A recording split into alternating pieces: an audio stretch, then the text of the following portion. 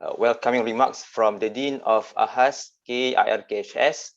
Number 2, Keynote Address by Tan Sri Rector of the IIUM. Number 3, presentation of Mahalah Cleanliness Project by Chief of Mahalah Principal. Number 4, interactive session with Tan Sri Rector. Hence, if you have any questions for Tan Sri Rector, which is related to this seminar, you may type in the chat box or unmute yourself during the session, inshallah. Number 5, a parallel seminar presentation session will be in breakout rooms. And number 6, finally, concluding remarks from all session moderators. For your information, this keynote address from our Tan Sri Rector is also live streaming on KIRKHS YouTube channel. Before we listen to the keynote address by Tan Sri Rector, I would like to invite Professor Dr. Shukran Abdul Rahman, Dean of AHAS KIRKHS, to deliver his welcoming remarks. Please welcome, Prof. Thank you very much, Brother Iskandar. Alhamdulillah Rabbil Alamin, wassalatu wassalamu ala ashrafil anbiya wal mursalin, wa ala alihi wa sahbihi ajma'in, rabbi shrahli, sadri wa yassirli amri, wa hlul 'uqdatam min lisani yafqahu qawli, amin, amma ba'd. Dear Tan Sri, Professor Datuk Zulkifli Abdul Razak, Rector of IUM, Deputy Deans, Head Departments, participants, authors and speakers of this seminar on cleanliness, the epitome of our faith. So welcome everybody to this half-day seminar, which is organized in conjunction with this month. Last night, Tan Sri, we have launched our Prophet of Mercy Sirah month in conjunction with Maulidur Rasul. So in this kuliah, the whole month is declared as celebration month to commemorate the enormous, significant, remarkable work of our Prophet Muhammad Sallallahu Alaihi Wasallam. And cleanliness is something that he has taught us. He has taught us the concept of cleanliness. He has also taught us the practices of cleanliness through nazafah, taharah, and many more concepts which are also discussed in this seminar and also later in the book. Right. First of all, I would like to thank Tan Sri personally and also institutionally, who has inspired us to come up with a practical guidebook on cleanliness, because Islam is not only a religion which require us or which motivate us to only utter concept, but to practice all the concept, to put all the concept into action. So this book is conceptualized to address audience of various walks of life, so that they can easily understand what Islam has to offer when it comes to the concept of cleanliness, when it comes to the practices of cleanliness. And our apologies as well, Tan Sri, for the delay. It's not a voluntary delay. We have been shaping the concept, mobilizing our people, coaching them on how to write our chapter in the, what you call that, informative, not so much academic, but informative sense or manner. Right, so Alhamdulillah, we have managed to mobilize or to enthuse to get about 25 authors on board, and they come from more than 11 kuliah in the university. We have also one from Gombe, Nigeria, Dr. Lokman, who was with us in Gombak. Now he is in Gombe, Nigeria. So he is also writing for this chapter. And I think Dr. Lokman, Professor Lokman, is with us this morning. It must be like 3 or 2 o'clock in his place now, right? And we have also invited our Chief of Mahalah and Deputy Chief of Mahalah Principal to enlighten us with their experience in putting cleanliness practices in their Mahalah. What are their campaign? They will share with us today. All the authors have submitted their work, Tan Sri.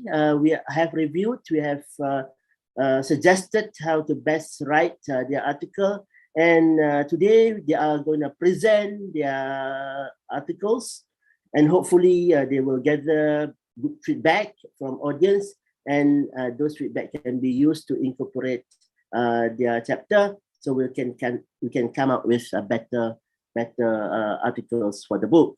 Our next task is to look for funder, I believe.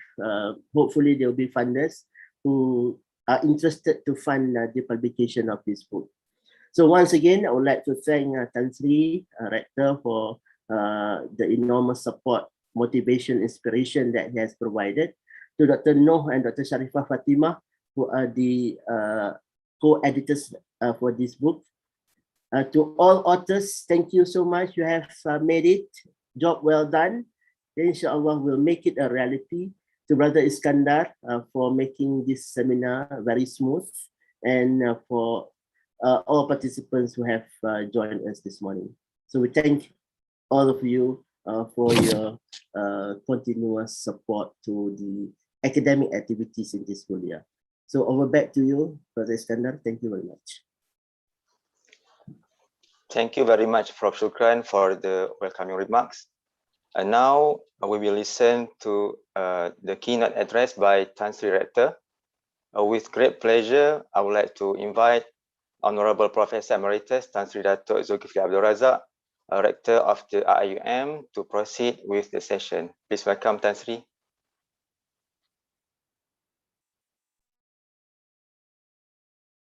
Muted. Okay. Thank you, Brother Iskandar. Bismillahirrahmanirrahim. Alhamdulillahirabbil alamin wassalatu wassalamu ala asyrafil anbiya'i mursalin Sayyidina Muhammadin wa ala alihi wa sahbihi ajma'in. La haula wala quwwata illa billah. Assalamualaikum warahmatullahi taala wabarakatuh. Professor Shukran, brothers and sisters, authors of the book in particular. I would like to take this opportunity to praise Allah Ta'ala for giving us this platform to talk about something which I think has been long in waiting, that is about cleanliness, and not only from the conceptual point of view, but more importantly from the practical point of view. I've been talking to Shukran about this, and I would like to congratulate Shukran and also the team for coming out with this book, which I think it is very, very practical and very, very relevant. He has given me a kind of a copy of it, and I've been going through it, and I am very struck by the extent of discussion, starting from global capitalism right down to bacteria in your teeth. I think you cannot get any more extensive than that when we talk about cleanliness. This is not going to be a keynote address. It's just sharing my concern and my own think about what cleanliness ought to be, starting off with our campus. Although this book has applications outside, but the application would not have any meaning if our campus is not as clean as the book envisage or the book suggests. So we will be the test bed, we will be the test ground of how practical and how committed are we in this whole concept of cleanliness, not only just cleanliness internally as an individual, but I think cleanliness externally as a reflection of the cleanliness within us. This is the one that worries me actually. The moment when we talk about Islamization of self, for example, I will not be able to understand Islamization of self because I will not be able to evaluate you. It is between you and God. But what is reflected upon you is what I can tell. So if you think we are really clean inside, then externally, I think we should also be exhibiting a resemblance of that cleanliness, beginning from our speech right down to our behavior and the kind of achievements that we are able to show people that we are indeed committed to cleanliness, at least from the point of view of them looking at us. Today, I think it is a special day for us. Today is the day that student moves into the campus, and I'm sure some of them will bring their parents for the first time into the campus. And therefore, this campus becomes an exhibition sort of space that they'll be able to look around and see what is right and what is not right. And in the context of cleanliness, perhaps they will pick one or two things that they appreciate.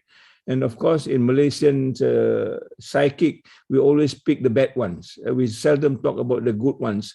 We are more inclined to talk about what is not so good, and then sometimes blow it out of proportion.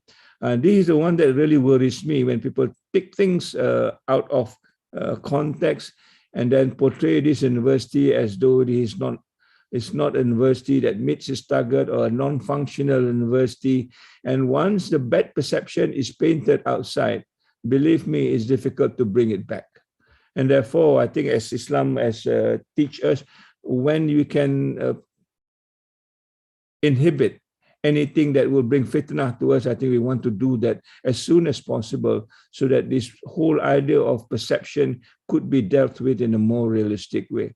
And I am now very glad that there is this book here that we can refer to and say, what is it that we need to do if you're running out of ideas? If you think there's something that you want to do and you are not sure how to do it, certainly this book become a reference as far as our university is concerned.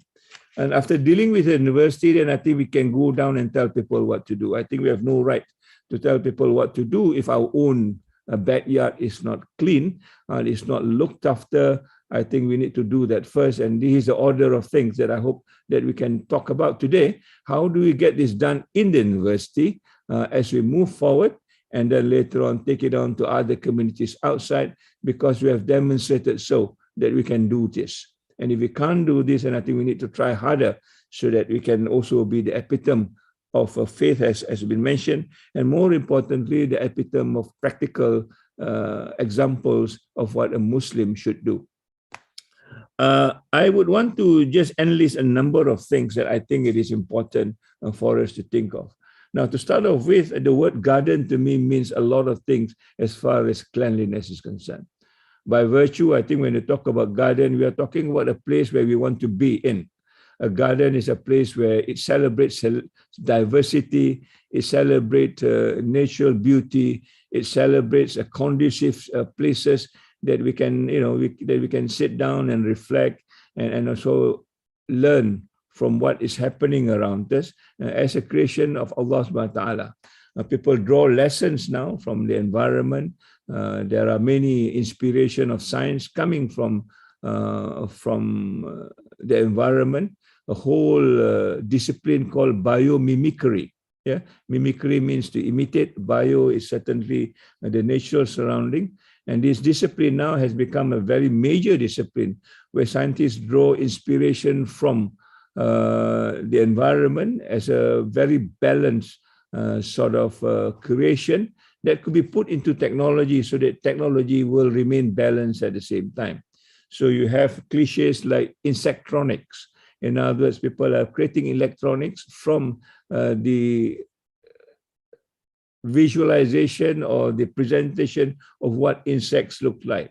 A practical example, for example, there are insectronics that mimics cockroaches. And this electronics can go into cracks and whatever small openings in circumstances of a disaster, for example, earthquake, landslides, yeah, where people are trapped underground and there's no means for us to know who is where, and we cannot be digging places all the time. Then they use this insectronics to move into these creeks and to know whether there's life or not. Yeah, so this is a very practical example of how the environment actually is a learning space. The environment is a natural library. The environment is also a kind of a pharmacy that we see that you can derive all sorts of material goods as far as medicinal product is concerned. Now, if you cannot connect to this, and if you think that a garden is mere place where you have to do things because you have to do things, then I think we are mistaken. And therefore, I want to bring back this whole concept of a garden that needs to be kept clean, and also as a source of inspiration. Now, it cannot be a source of inspiration if the garden is unkempt, if the garden is dirty, if the garden has a lot of weeds and stuff like that. And I think that cannot be a garden that we want to have, particularly when the garden is of knowledge and virtues. Right? So I want to start from that point of view. How do you keep our garden clean? All of us will be, quote unquote, a gardener at one point in time. It is not just the Daya Bersih ladies, old ladies, mind you. I stay in the campus and I really see how they toil and break their back on Sundays when they clean our campuses. And I sometimes feel very guilty, that we are not able to give them better as far as it's concerned. But yet, these are the people who labor and the labor of love to keep the garden clean. And I ask myself, what is our role in this? There are 30,000 students in the university. What is their role to the garden? What have they contributed to the garden every single day? Have they picked up a piece of paper that's loitering around somewhere, or leaves that is not where it's supposed to be, or to put something that is, signboard that is collapsing and put it straight up? These are simple things that we can do, but it doesn't strike us until we feel that the garden is basically part of our responsibility in this university. So that, I think, is a starting point for me. How do you do this, and how do you build then that kind of a sense of cleanliness, purity, serenity, especially now when we talk about mental health? We need places of this nature, a kind of a shelter, a kind of a solace that we can sit down and just talk to ourselves. Sometimes doing this in the mahala may not be good enough because there are people around. Sometimes not even the cooler and the people around. You can find a small niche in the garden and sit there and reflect and think about what we need to do and talk to yourself. I think this is a time where we need to also to bring back this whole idea of talking to ourselves. And this is part of, I think, cleanliness, in a way that we clear our mind of things that is unnecessarily cluttered because of the environment we are in, because of the social media, because of the, whatever else that we read that does not resonate with us. And we want to clean our mind and we want to clean our heart. And we need a place of this nature. And then I think this garden of knowledge and virtue is exactly the place. I wanted to do this in my own alma mater, University of Science Malaysia, which is not as fortunate as IUM. We were built out of a military barrack that was owned by the British Army, and then was taken over by the Japanese, and then was taken over again by the British, and all blocks are not connected with one another. It is not a purpose-built university. It is a university that is translated from a mission of aggression, that is war, to a mission of peace, that is education. How do you convert this? How do you bring the message of peace when the history of the campus itself is a lot of bloodshed, a lot of violence, a lot of aggression? How do you bring this? And this is why at that time, when I was there, we call it a garden of the university in the garden, to bring back the softness of the garden, the love of the garden, and to make the garden really a place where we can, live together rather than to fight with one another. So this university, in many ways, is extremely lucky. You've got a purpose-built university. I was told that you can move from one building to another without even seeing the sunlight, because you're all well connected with one another.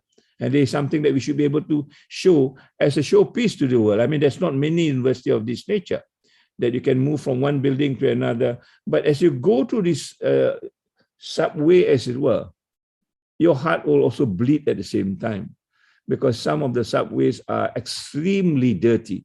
And I say that with a purpose, because I went to see that we want to save these subways, so that it can be another showpiece. I say, I can take my guests and say, let's walk from one point A to one point B, just using the subway. We are not able to do that because they are all very, very unkempt. And in fact, there is one I remember when we see, there is a notice, and the notice say there, beware of harassment or something like that. Beware of harasser or something like that. And that advertisement and that warning was put up by OSAM. Now, if OSAM put that kind of a notice, then nobody will want to go there, because we find that this place is unsafe. Not only is not clean, but it's also unsafe. So these are mental blocks that I am getting into when I talk about the garden of knowledge and virtue. Where is the garden of knowledge and virtue? What have we done to it? Have we been attending to it, or we have not attending to it? So this is why I told Shukran that bring the mahalah in at the same time, because this is where the students are. This is where the students spend most of their time. And this is where the students need to understand this is part and parcel of their duty to look after the garden, to tend the environment, and to make sure that the environment is clean at the same time. Yeah, that is one example, a very concrete example. I don't know whether some of you have addressed some of this, but let's take this path. And I'm now trying to talk to the development office. How many of these subway can we save? We may not be able to do all. Yeah, how many of these can we save? That one is connected between 1 or 2 mahala or 1 or 2 kuliah. Because the kuliah own this. If it's connected between kuliah A and kuliah B, can kuliah A and kuliah B own it and make sure that this subway or the underpass is actually looked after as though it is part of your building. It is not a common, what you call a pedestrian walk or something like that. And somebody needs to attend to it to make sure that this subway or this walkway is really well looked after, at least a place where it is safe for students to use. The second thing, I think that we were trying very hard, and I think we are almost successful in trying to convert the rivers into what it was. It's a long fight, yeah, but we are determined to do it. I remember at my early days here, we worked with Bilal, and there is a lake in Bilal, near Bilal, and the lake was silted, and there's a lot of grass growing it, and I think the students, many of us, I think more than 100, came to save that lake. Yeah, we clean it up and so on and so forth. And for a while, I think the lake looks livable as far as life in water is concerned, and the water was flowing very nicely. But later on, we were reminded that it is not the problem. The problem is upstream. The problem is, way into the kampung, where there's a lot of environmental damages, there's a lot of squatters, there's a lot of irresponsible behavior, that all the debris that were thrown into that river suddenly flooded into our campus, whether we like it or not. All right. So it's almost beyond us. And we also went to the Menteri Besar's office to record our unhappiness and say, look, the university is prepared to work with the community outside, but we need your leadership as the custodian of the states. All right. And we were received with open arms. They say they want to work with us, and until now that collaboration still holds. But the COVID environment somehow or rather are not allowing us to work in the way that we want to. But yes, the river is something that I think we also need to look at as a kind of a piece that demonstrates again whether this university is ready to be a clean university in this sense. And the last shot that I got was 2 days ago, when I think the whole river in front of your kuliah, Shukran, is all silted. There's no water flowing in. It's been silted, and I think even the fishes, the least that was there, I think now it's gone perhaps. Yeah, and the silting again is because of the what do you call the flow of whatever that comes from uphill. Yeah, so we're going to arrange a meeting now. We're going to talk to the contractor, because the contractor is responsible for the silting. Yes, there are things that we have agreed. In other words, they're supposed to rehabilitate the Mariam Lake, so that the Mariam Lake could be a place where water can be gathered, and before it moves on to the different parts of the tributary of the waters, then we can do something about it. That's not happening apparently. The Mariam Lake has been bypassed or somehow. So we need to talk to the contractors again and say, look, we need to move this as fast as possible so that we are able to show that the river is also of our concern. And even the constitutional head, Her Majesty, when she passed through the campus, I think at an early time, the question she asked me, why is the river not clean? So there you are. I mean, people are picking things up and ask this question, and sometimes there is no answer to this question, because either we have not attended to it, or because it's just beyond us to actually solve the problem. But nevertheless, it is our responsibility. We will have to provide the solution one way or another. And I hope this is, again, another project that we will do. And for this, I would like to congratulate KOE in particular, Professor Ma'an, Atya, and the few names that I can recall, who have been working hard. And in fact, irony as it is, I was told a week ago, we won a second prize for river care. Perhaps they have not seen the silting in front of your kulia. They must have seen somewhere else. But I want to acknowledge this because this shows also our commitment, our seriousness in trying to bring back the pristine state of what the river used to be. I was told that you can do kayaking, you can do picnicking, you can do all sorts of things that the students should have enjoyed and loved this campus because of those facilities that they have got that no other universities in Malaysia, at least not my university when I was in Penang, that have got. So let's try very hard to bring this back. So you need some consistent ideas and some consistent way of looking after those facilities and those what call natural water bodies, as it were, so that we can bring it back. So these are the two main worry that I've got. Yeah, and if we can work through this, perhaps that we can bring back the notion of a garden, truly knowledge and virtue in its journal.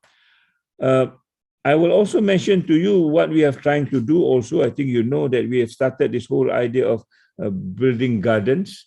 And so far, there are 17 gardens in the university of different types. This is purposely done so that people can experiment with what a garden looks like. And some of the Mahalas Sumaya, I think, has done very well with Insaf. And I think we are now trying to consolidate this garden so that this garden has got special meaning to us, so that this garden has got a special criteria as far as IIM is concerned. And there are groups now are trying to consolidate this garden, rather it is patchy and remain on its own. How can we present this? This is a garden that IIM wants to sort of promote. Yeah, it is not just a garden that we can look, but the garden can also be productive.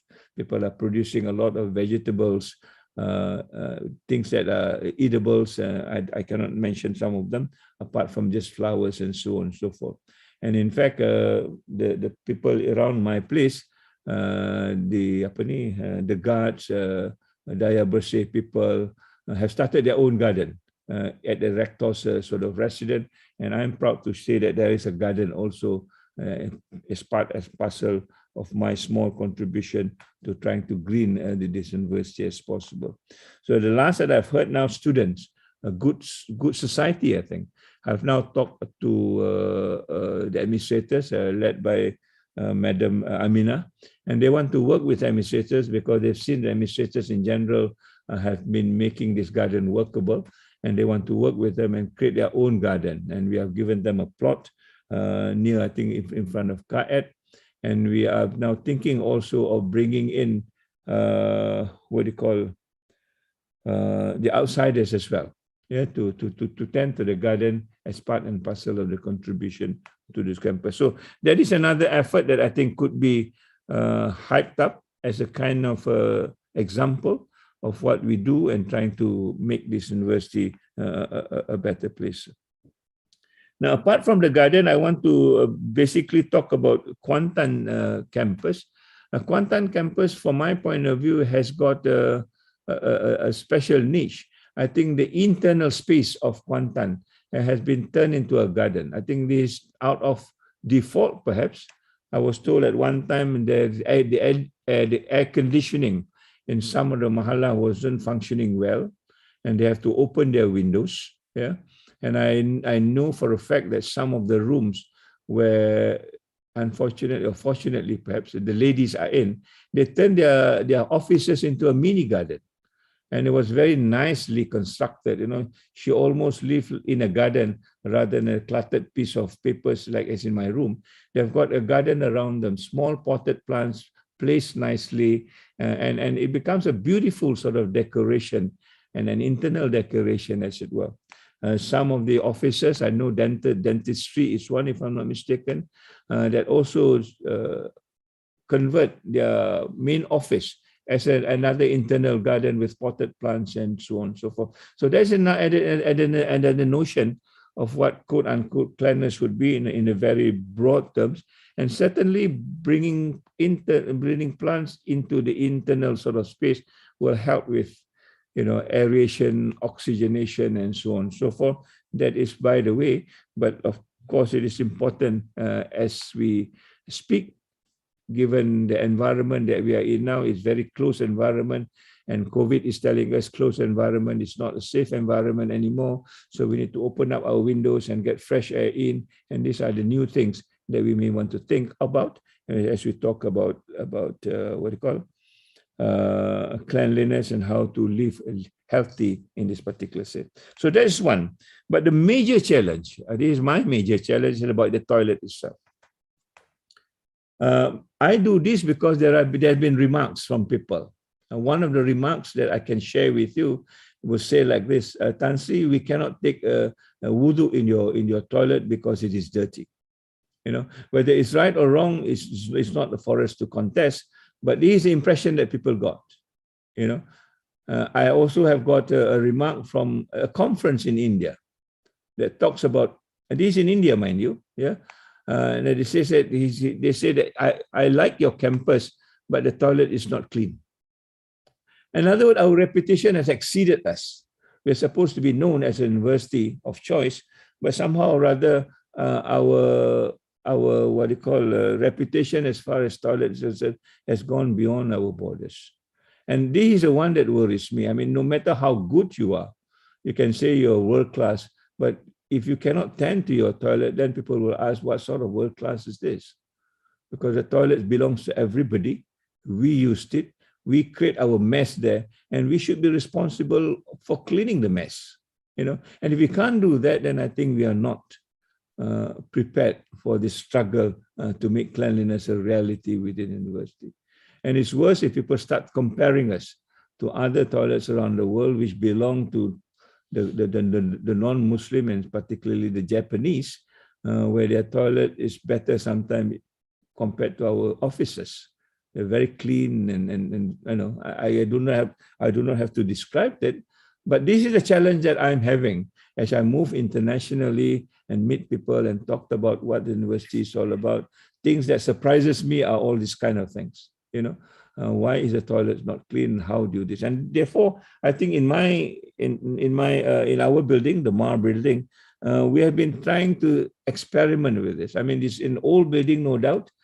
Some of the facilities are not ready to be upgraded, and we have no money to upgrade it.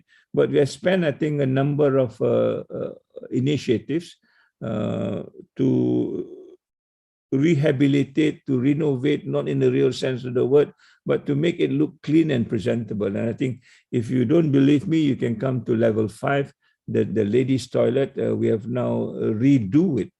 With a minimum expenditure of 1,500 to remake the whole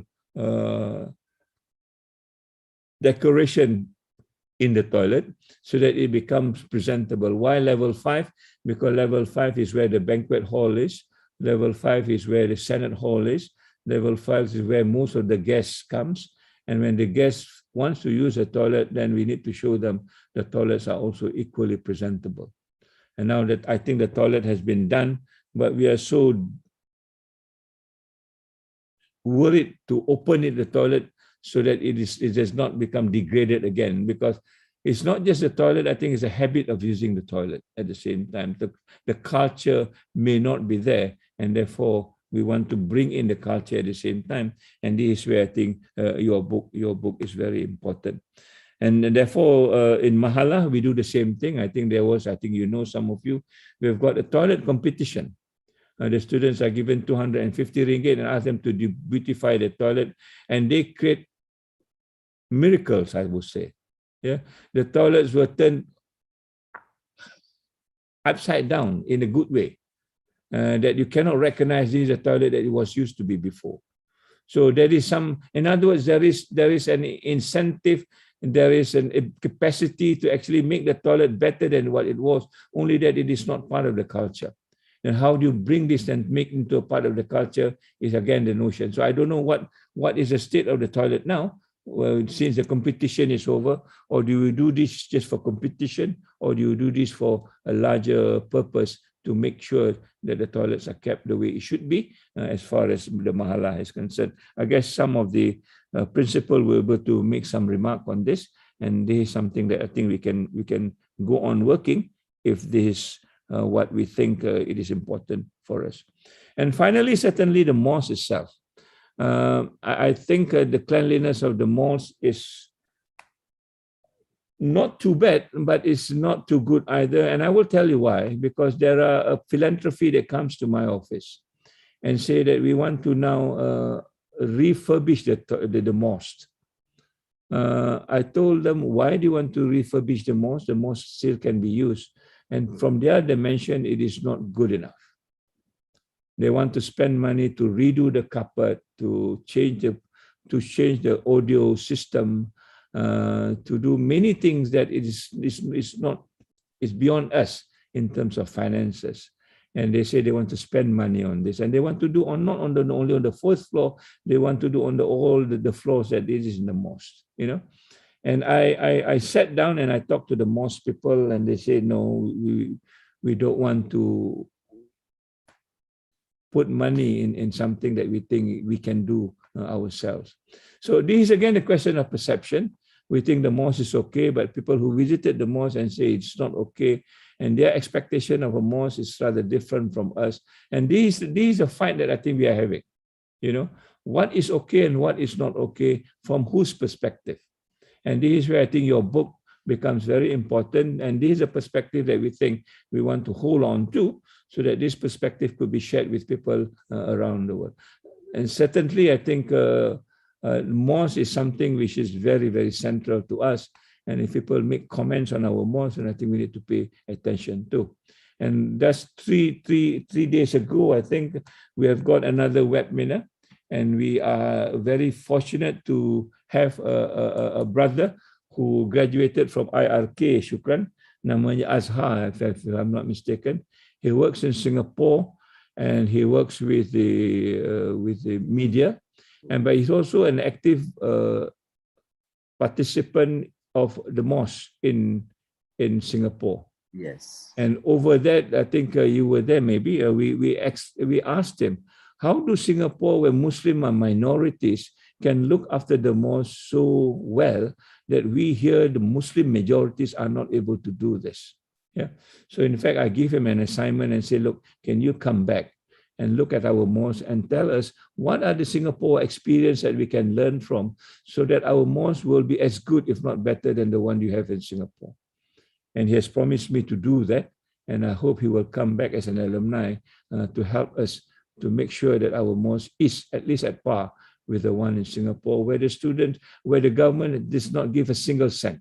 Yeah, where they actually have to earn every cent there on their own to maintain it, and also to build it, not just to maintain it, to build it. And they've got tens of mosques around Singapore, and they are all of standards that I think we should envy. And I think these are lessons that I want us to learn. Maybe there's something that we can learn from them. So I can go on and on, but I think you know where I'm coming from, that we need to be satisfied that our environment is as proud as our own knowledge base and our own academic contribution. If this does not mesh with one another, then I think we are still not ready to move from what we call the world-class university, or university that actually can have a pride in itself when we bring people into this campus. But two good news I've got with you. One is yesterday we had a meeting with the Minister of Kementerian Pembangunan Wanita,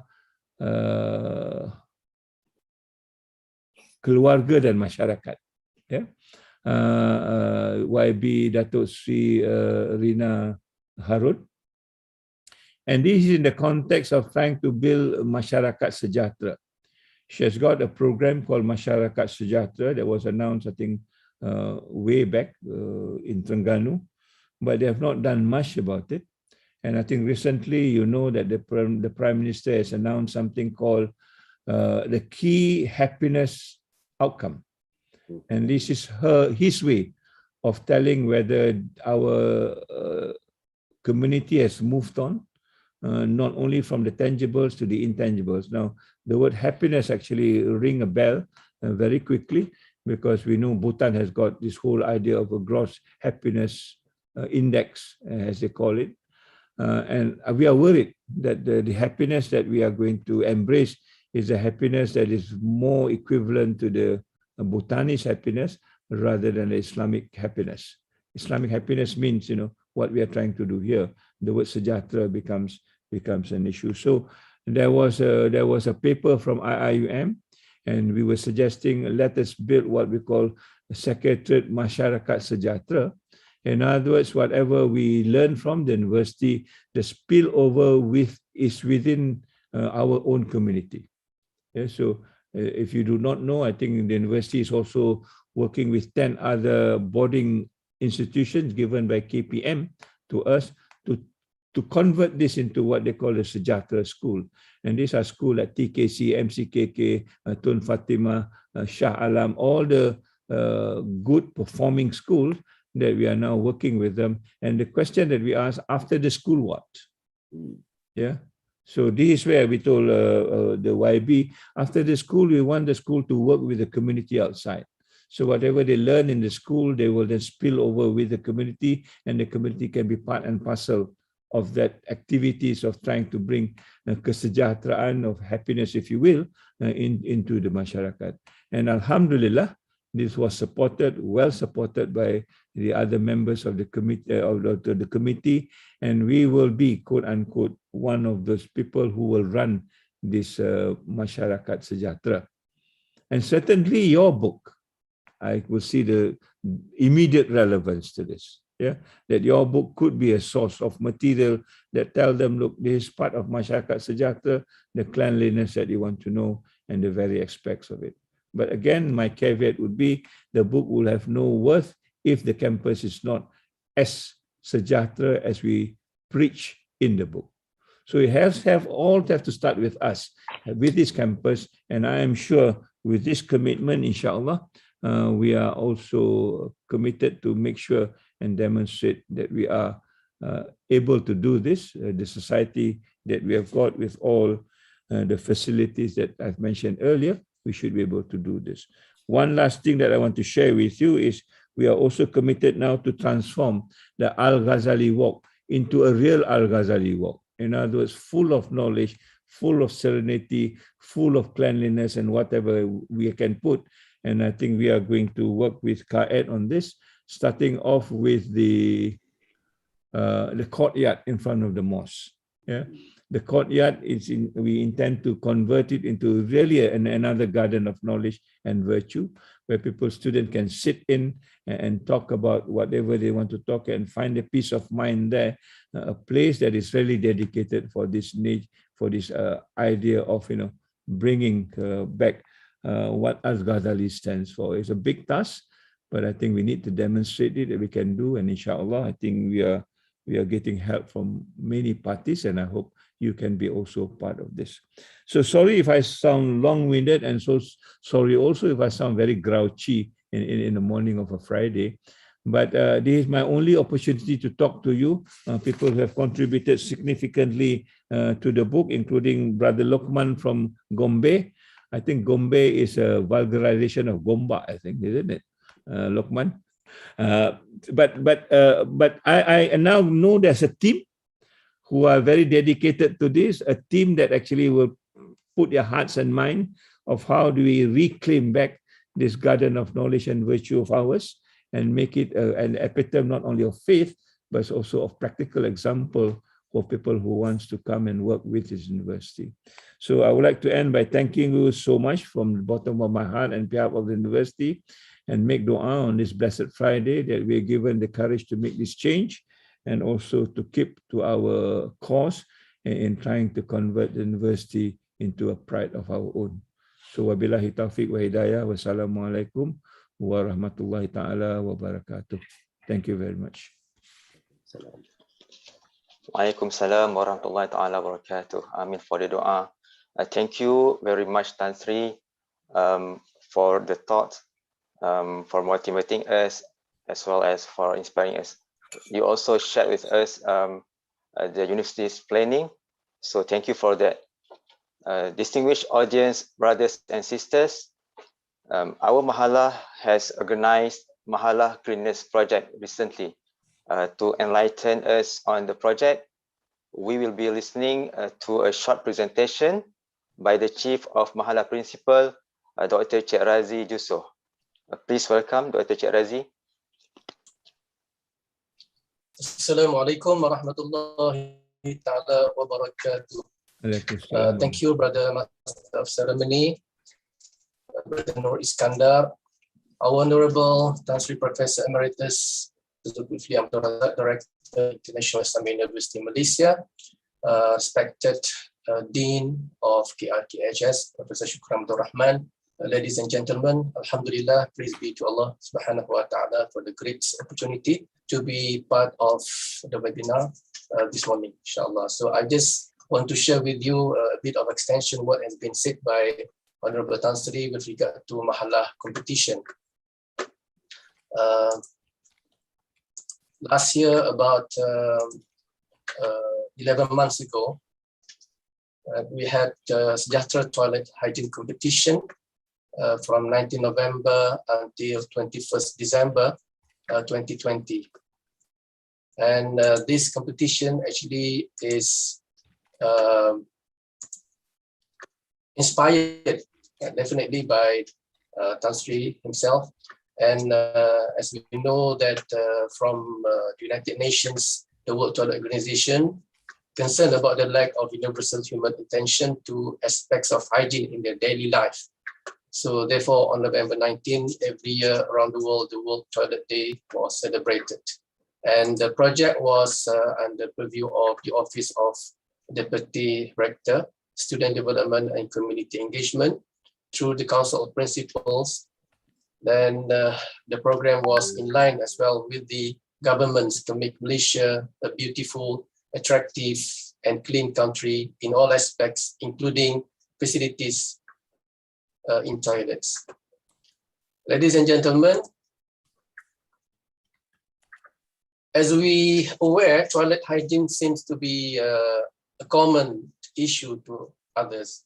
However, it still had huge implication on health and environmental hygiene, especially through campus lifestyle and students' behavior if not taken seriously.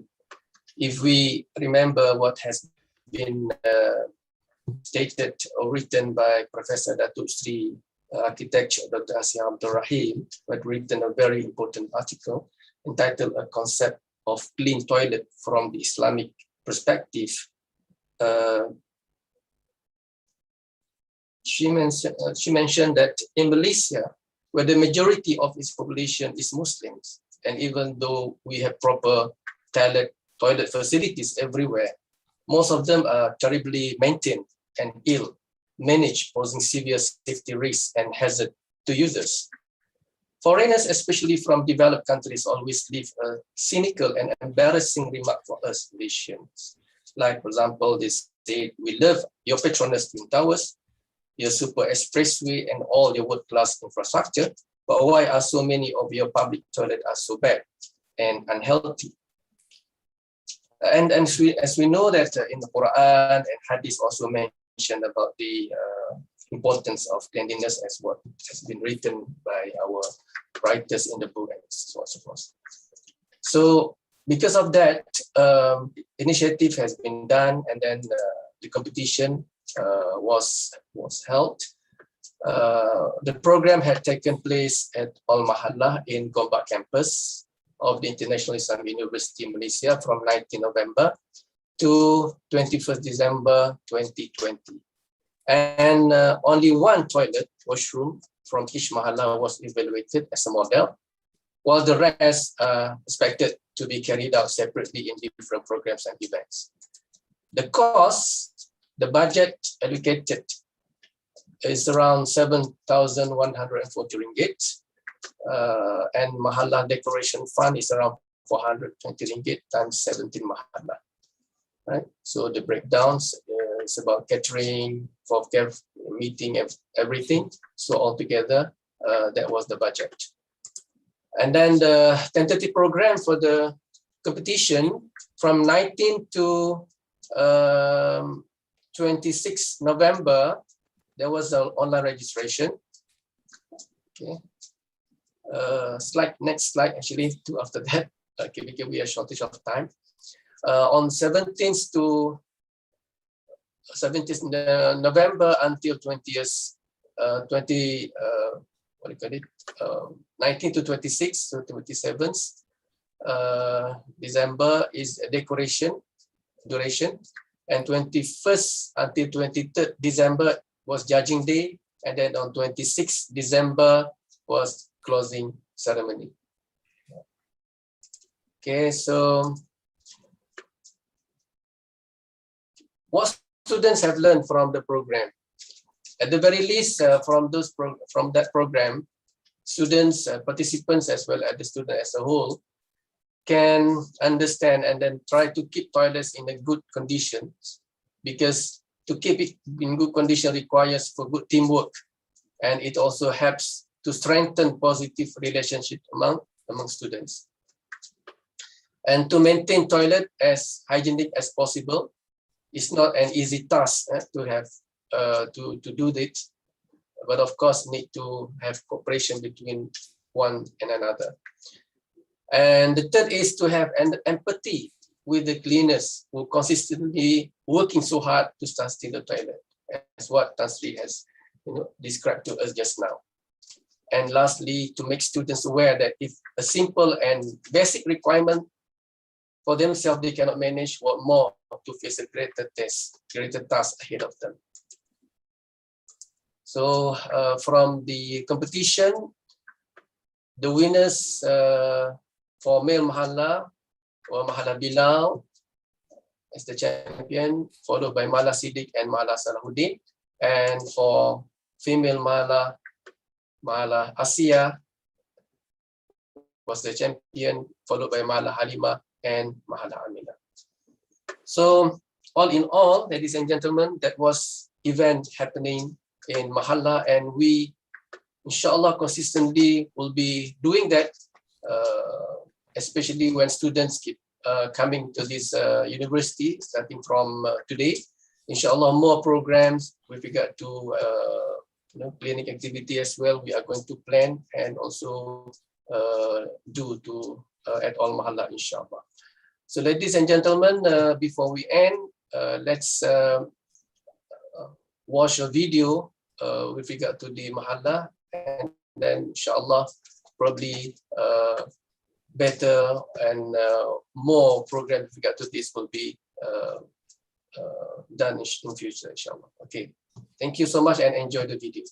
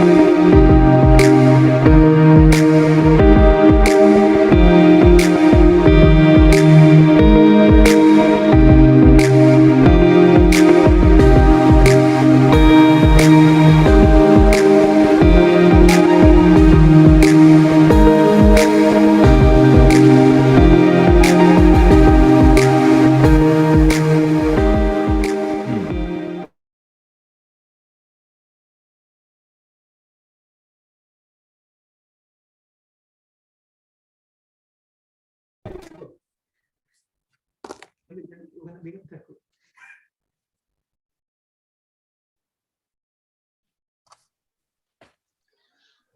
you very much, Dr. Cik Razi, for the slides and a video presentation.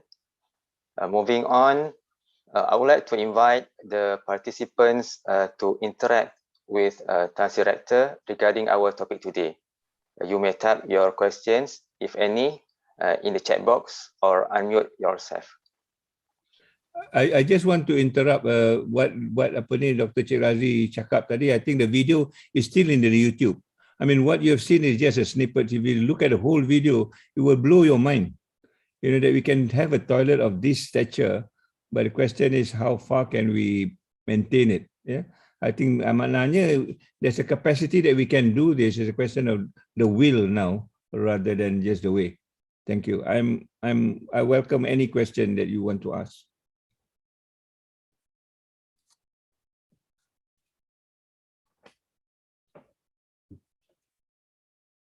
Or any suggestion for that matter.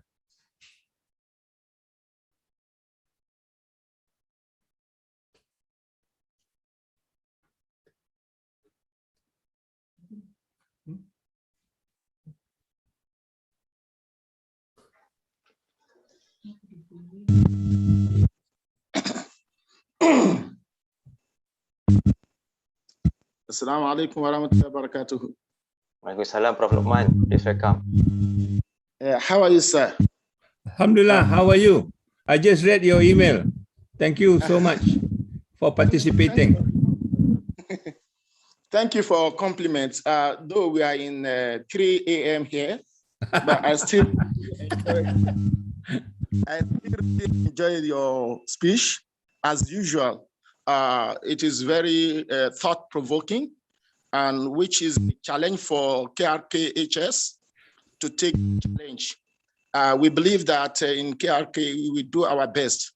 I'm still part and parcel of KRK, physically and spiritually, definitely. On your talk on the mosque, I think compare Malaysia mosque with other country, developing country, I think we are doing very great job over there. But nevertheless, I think improvement is always encouraged. So our mosque in IUM may be may be developed to meet international standard.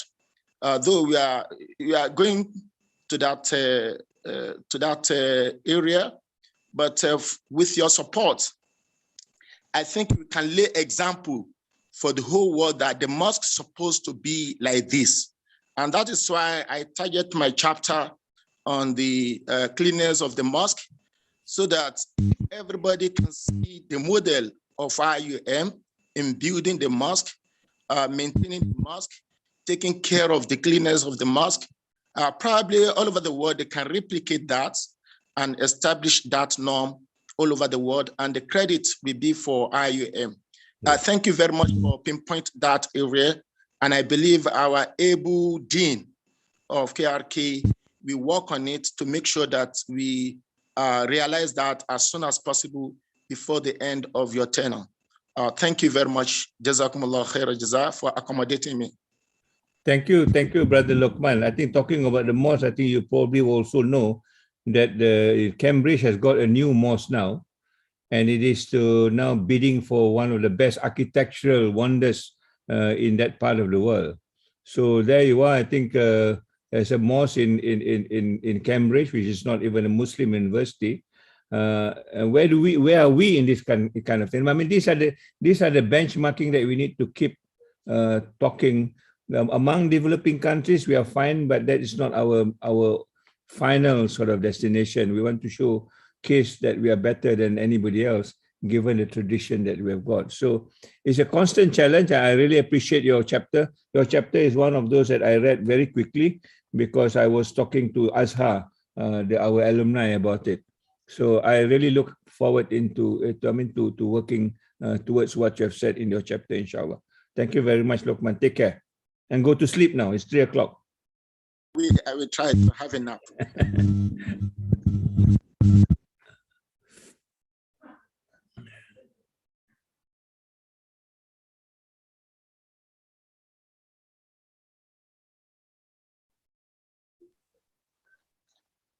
I think we have one observation from Dr. Tanja Jonet.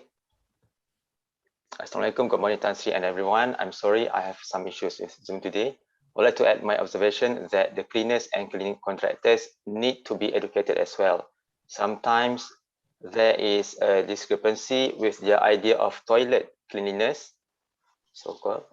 Oftentimes, the wrong types of cleaning materials and tools are used, which leads to more rapid degrading of the facilities. I can't agree more, brother Tanja, is it? I hope, because this is my own experience. Dr. Tanja. Yeah, in my own experience in USM when I was a student, I think the vice chancellor then was also passionate about cleanliness, and he visited all toilets every week, you know, and each time when he says when he sees the toilet is not clean, he will call the cleaner and say your toilet is not clean. And the cleaner said he's already clean, and and then he took the brush and he himself cleaned the toilet and said this is clean. So in other words, the perception that you talk about is a real thing, because the cleanliness, the cleaners themselves may not have seen what a clean toilet is. Like in Japan, maybe their clean toilet is a Malaysian clean toilet that still have rings around it, you know, things like that. So I think that benchmarking that you talk about is really very, very, very real, and I think this has been brought to the attention of Daya Bersih and also for the development office. So we will need to quote unquote retrain. But more important than that, if we the user clean it ourselves, and then we spare any other extra work that the cleaners will have to do. Just because they are cleaners doesn't mean that we need to keep our toilet dirty. Yeah. So I think in the self-regulation is probably the first way to go, and then the cleaners will be the second one if we fail to do it. But more important than that, yesterday or 2 days ago, we also had a discussion with College of Engineering. They have got an MOU now to be signed with another party. It's all about toilets. So my remark then was, the toilet that we have got is actually an inherited toilet from a Western culture. That's my statement. Yeah, this toilet. That's why in the Western culture there are toilets with carpets and stuff like that, because their toilets is a dry toilet. Our habit is a wet habit, so we cannot put carpets in the toilet because it will get wet very quickly, because we use water to clean it. For them, they probably will not use water, or not as much water. Toilet rolls and stuff like that will probably be. So the whole question that I put to KOE is that, can we redesign the toilet so that it meets the Islamic cultural habit and practices? That is where I think the problem starts. We are trying to adjust our culture into somebody else's culture, and it's just not easy to do this in the thousands that we talked about. So why can't we change it? After this university that talks about innovation, and I was reading one article, toilet has not been innovated for many decades because there's no need for it. Now, how do you then work on this? For a Muslim needs, maybe it's different. You can reconstruct it. So if we can put our minds together, and maybe now, instead of just having a cleaning competition, now we talk about redesigning competition. Mungkin Dr. Cik Razi can think about it now. Can we have a competition among students? Let's redesign the toilet to meet our needs as Muslims. This could be another innovation moving forward. I don't know. But these are the depth of issues that I think we have not thought through that will probably solve a problem for a longer period of time. Thank you. Thank you, Tan Sri. There is another observation from Dr. Abdul Salam. He proposed to keep all doors leading to WC toilet to be closed rather than keep open right now. I don't mind, but maybe there's a reason why they need to open it, because I think toilets is also now a place where it is insecure. A lot of burglary, harassment happens in toilets. So that's why doors are open, so that people can get easy help, or people will think twice if they want to do something which is of not good nature in a toilet. especially ladies' toilet. And I think this is probably a reason why the doors are open. I'm not too sure.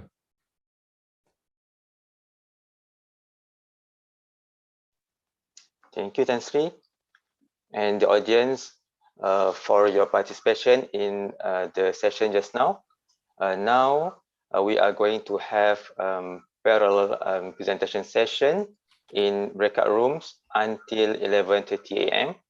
We have 5 breakout rooms for this session, which will be moderated by Dr. Zahid Zamri, Dr. Basha Bakur, Dr. Wirawani Kamarul Zaman, Dr. Nur Faiza Muhammad Tauhid, and Associate Professor Dr. Murni, respectively. The authors and the co-authors could join the breakout room based on the group given. The list of groups is attached to the calendar invitation.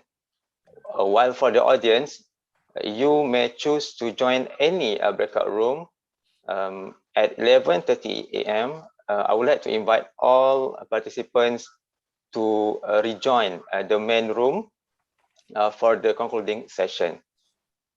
So with that, we adjourn this interactive session and we go to the breakout rooms.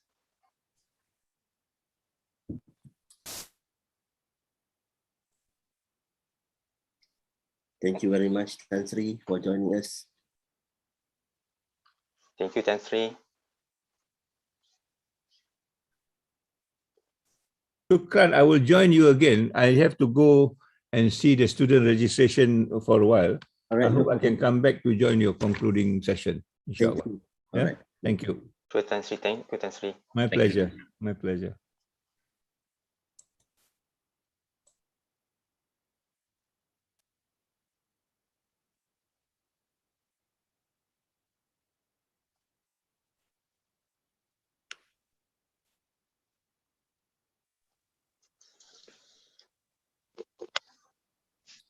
Assalamualaikum.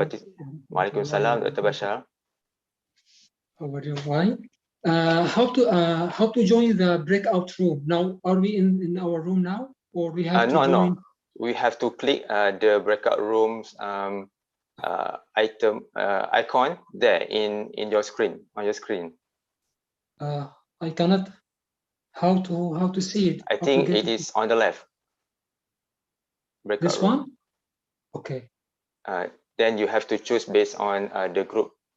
Oh, yes. Brother Iskandar, I cannot find mine. How to join? On There your is- screen, Doctor. Sometimes it will appear, sometimes it will. I also don't know how to join. I can see the rooms, but I cannot join. It is different from yesterday. Yeah, I also don't know how to join. I can Yes. the There's room. one sign like Rob? Hello, Assalamualaikum. Salam. Yes, Brother Ismail will help you, insyaAllah. Nanti nampak unassigned tu kan ada anak panah ke bawah, arrow ke bawah. Klik kat situ nanti dia akan naik yang group to join. Baru nampak group-group lain to join. I see. Okay, all right. So we have to click the breakout rooms icon, and then there are 5 breakout rooms with the title.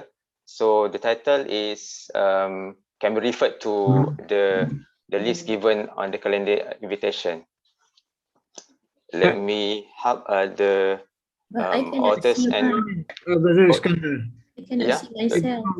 I cannot join. Please help. can I join? Okay. I also cannot join. I also cannot find how to join. Can you see the breakout rooms icon, Doctor? Yeah, I see the breakout rooms, but I can't join. I don't know why. I think we need to assign Brother Iskandar, Brother Ismail, help to We can see the breakout room, but we don't know how to enter. Just click that the room that you are belong to. the room does Then not click appear, join. Brother Iskandar. Oh, okay, all The right. room number does not. We have clicked the room, but nothing happened. Okay, there is Oh. a join. There's no such thing as join like yesterday. There is one on the top of the heading, Doctor. Yeah. You look at the fundamental of cleanliness, for example, on the right-hand side, there is a join icon. Click that one. Perhaps it is we are using different devices, so that's why. We scroll down until we find the rooms, and for each room on the right-hand side of the heading, there is a join. Oh, okay, Yes, at and number. you click that one. Okay. Yes. So we click at the number, Yeah, right? we click at our rooms number. Yeah, on the right-hand side. I still cannot join. You scroll down, Dr. Unggaran, Yeah. until you find each room, fundamental of cleanliness 1. No, I cannot see that one. You Breakout, click breakout room icon first. but I click the icon, but then the icon says close all rooms. That is if you that is it is in the middle in the text. Cross all room Dr. Unggaran, I help you to join the. Yeah, thank you, brother. Dr. No. Yes, Do we join in a group or what? No, for participant, Dr. Kabui, you can join any group of your interest. In a group. Yeah, of your interest. Okay, thank you very much. Motivation.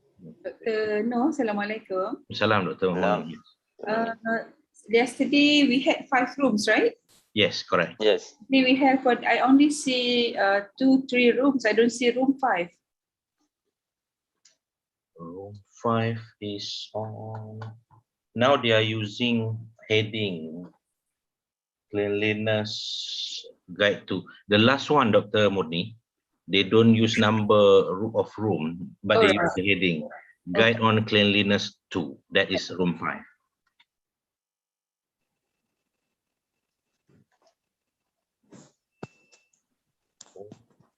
Assalamualaikum, Dr. Noor. Salam. Prof. Sorry. Yeah, I couldn't access my room, and I've apologized for not being able to present my chapter. Yeah. We got your message. Thank you. Yeah, I want to go back to the bed. Thank you very much for your. I have to be out by 8 o'clock this morning, and I don't want to be sleeping on the steering. Thank you very much. Thank you very much. Will you exonerate me? Yes, please. Thank you very much. Thank you. Thank you, I will Prof. watch the video in due course. All right, brother Iskandar, you please on standby here first in case of. Okay. I'll join my breakout room. Yeah. Sure. Okay. Thank you. Assalamualaikum. Salam. Motivation of cleanliness. Motivation.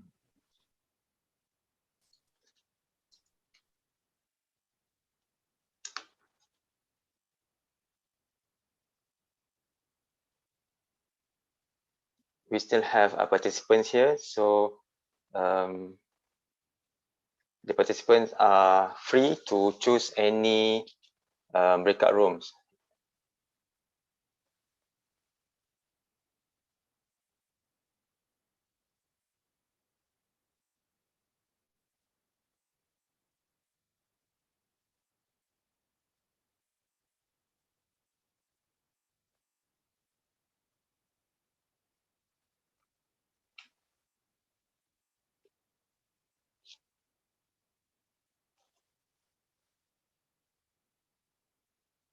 If you have a difficulty to join any breakout rooms, please inform me, inshallah.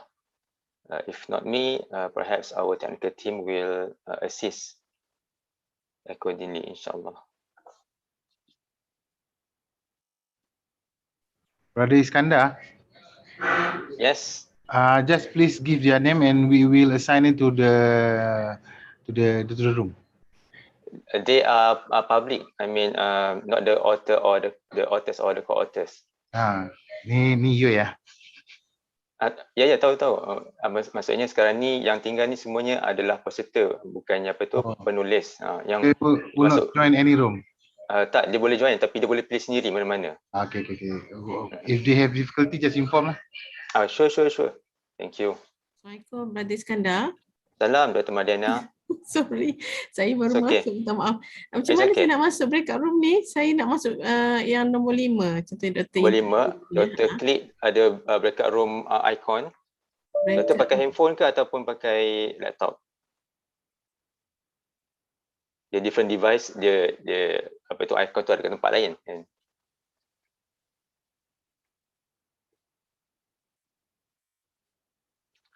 Jumpa Dr. Madena.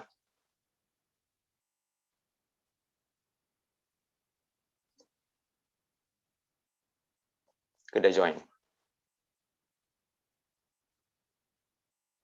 Okay, dah join. Alright. Dr. Aizuddin.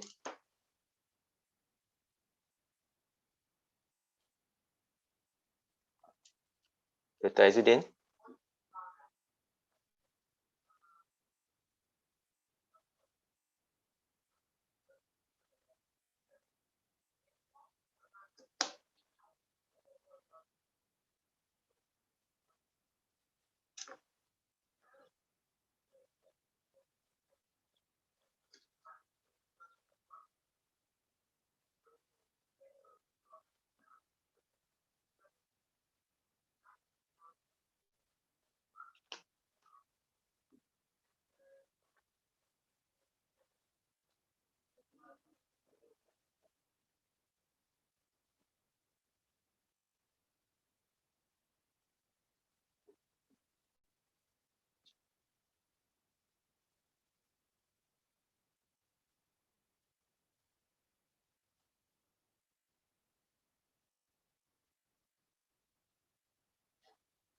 Dr. Aizuddin.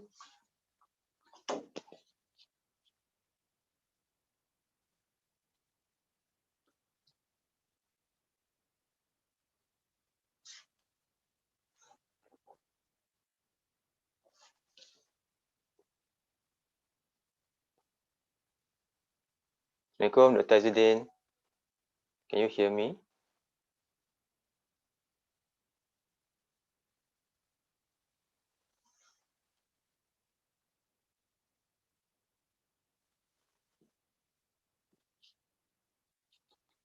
Dr. Firdaus.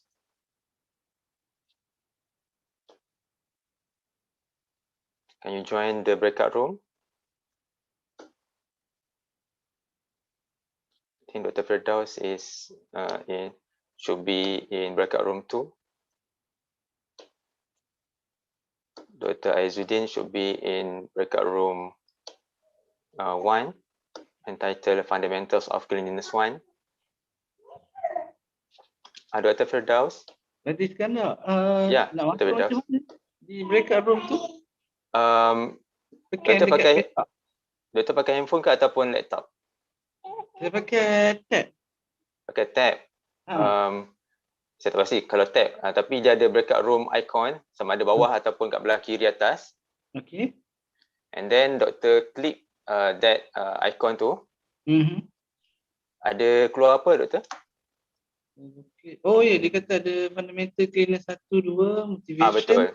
So doktor kalau breakout room tu tema ada fundamentals of cleanliness 2. Okey, baik. Terima kasih. Sama doktor.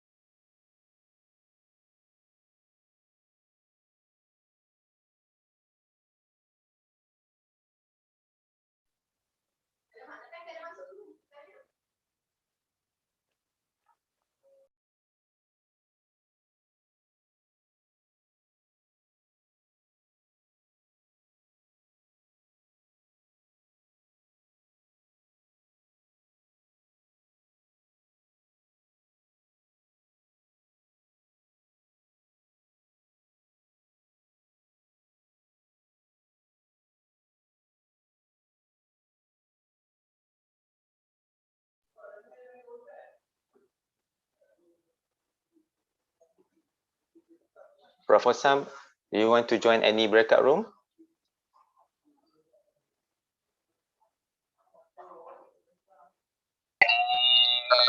Thank you, my dear brother. Pardon, Prof? Oh, Prof is in the meeting. Okay. The others get the link to see cannot edit the file. They can see only the file. Alright, view read. Sorry, could not hear you clearly, Prof. So you can